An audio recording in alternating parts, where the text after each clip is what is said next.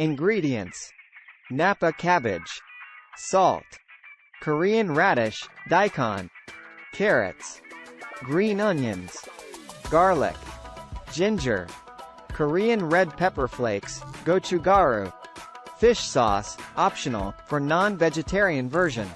Step 1. Prep the vegetables. Cut the Napa cabbage into quarters lengthwise and remove the core. Cut each quarter into bite-sized pieces. Sprinkle salt on each cabbage piece, making sure to get between the leaves. Let it sit for about 2 hours to draw out excess moisture. Julienne the radish and carrots into thin strips. Chop the green onions into small pieces. Mince the garlic and grate the ginger. Step 2. Make the kimchi paste. In a mixing bowl, combine the garlic, ginger, Korean red pepper flakes, and fish sauce, if using. Adjust the amount of red pepper flakes according to your desired level of spiciness. Step 3. Mix the vegetables and paste. Rinse the cabbage thoroughly to remove excess salt. Squeeze out any remaining water. In a large mixing bowl, combine the cabbage, radish, carrots, and green onions.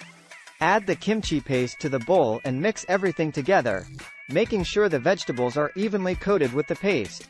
Step 4. Fermentation. Transfer the kimchi mixture into clean and sterilized jars, pressing it down firmly to remove air bubbles. Leave about an inch of space at the top of the jars to allow room for fermentation. Seal the jars tightly and let them sit at room temperature for 1 to 2 days to start the fermentation process. After that, refrigerate the kimchi to slow down the fermentation process and allow the flavors to develop over time. Step 5. Enjoy. Kimchi can be consumed immediately, but the flavors will continue to develop as it ferments. Serve kimchi as a side dish or use it in various Korean dishes like kimchi fried rice, kimchi pancakes, or kimchi stew.